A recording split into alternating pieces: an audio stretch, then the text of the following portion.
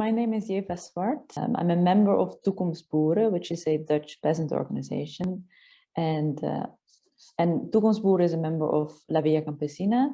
And I have worked as a land worker in agriculture for a couple of years. And this year in September, for the first time I'm going back to school, I started a formation, a schooling for shepherding.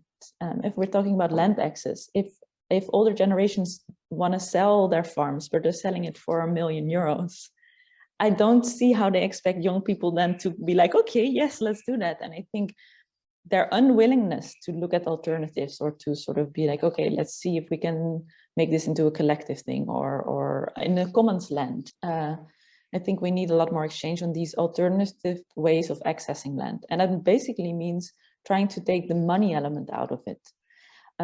Because that is the biggest issue. The land is so expensive.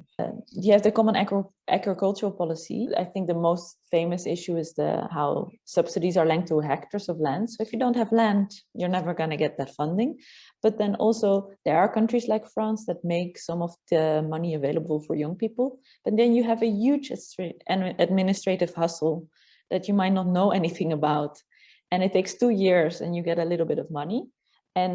And I think one thing would solve that partially is to establish, for example, a set income for young farmers. So you want to be a young farmer, these are the things you need to give or sort of prove, and then you get an income so you can start. Because I think most young farmers don't make any money the first years that they're working. And it's one of the reasons why they even stop.